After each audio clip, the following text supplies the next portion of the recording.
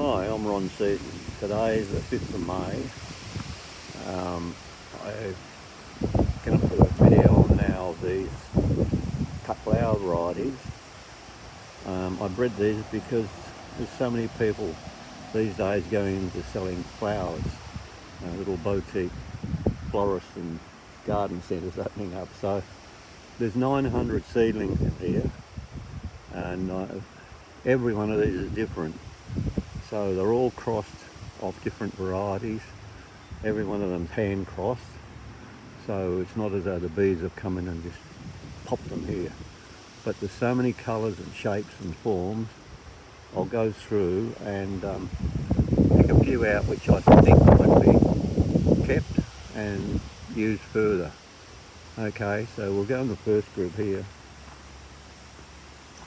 A few nice colours here, but nothing worthwhile. This red one's a nice colour. It's very dark red if you like reds. Stripe, but I've got quite a few stripes around here. These ones here were bred off that last video with the ones called Heather. A few have come back similar to the parent, but a lot haven't. Different colour there, quite an unusual colour, it's short. Go along here, and every day there keeps coming something different. There's a lovely red in there. Still nothing here which I would say it's worth keeping for another year or so for floristry. But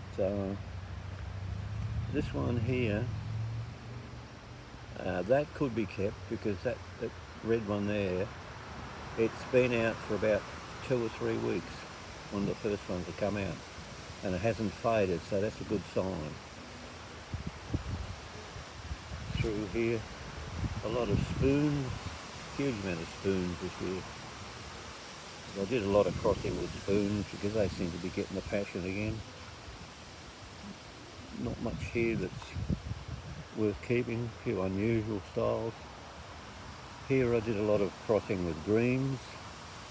Haven't got a real true green in them, but there's a few on that green tinge sort of thing. This one here, it's quite a greeny one. This one's sort of a creamy white with a bit of a tinge of green through it. A little starry one over the back. This one around here, that's a fairly good green, that's not too bad.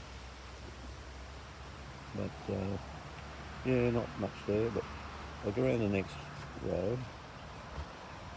And these are some more crosses. There's a few here, Linda's budded here, and these were varieties crossed with show singles, so they've come up some large blooms. For instance, this one here, it's come up quite a big cushion on it, like an anemone. And the pink one next to it's quite a large thing. Orange.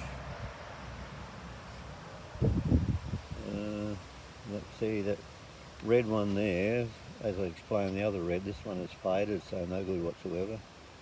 Here's a real doubly one. Very tall grower, that one. Some more. Group here of spoons. This is a group of ones I crossed from SEATON'S fan, or red fan and orange fan, so we've got quite a few nice fanny colours. This one in here, that's pretty, very short grower. That's a vibrant one, very bright. The bees love it in here. Come through here, you see lots of reds, pinks, nothing outstanding. These are a lot later. Walk along here, there's a few here that got crossed with some two-tones in them. This one here, Lynn reckons she likes it. It's a very bright fleck. Around the corner here, this one here. Now this one here I think is worth keeping. Now this is going to have a little cushion in it, and it's got the stripe in it, so when it comes out, that could be interesting, that one. I can't wait to see that one completely finished. It looks good. That's number one in all this lot so far. So we go along here. This one here is another one, a stripy style. It'll be tried again next year, that one, I think. This is an unusual thing in here when the wind stops blowing. It's going to be a little greenish colour, little cushion on it. Well, over the other side now, here's that. This one probably will be kept. It's very bright. It's a spoon, but it's got very clear colour on it. It hasn't faded, so that's good so far. This one will be alright for the cut flowers. Very tall though. That's one seedling or one plant, and all these have been stocked as blunts, and that's got about 5 stems on it, so you're quite a prolific grower, that one. A couple more here. Go down to the end. Not much in there. We'll come around this side here. That's unusual. Looking around here.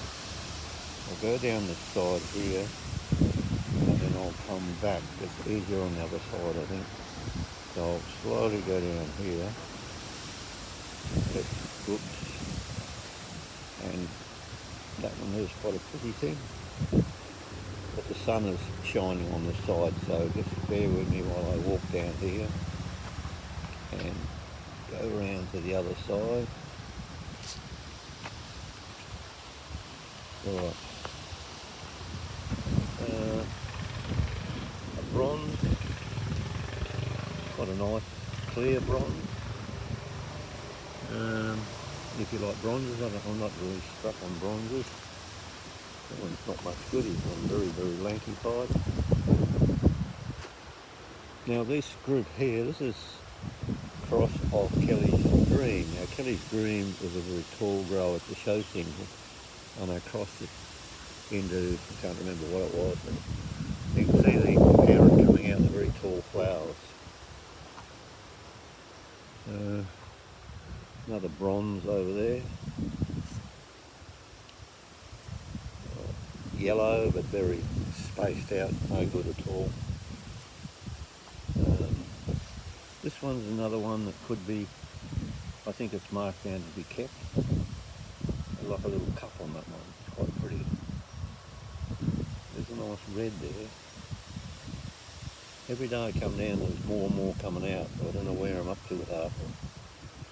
A few bits here.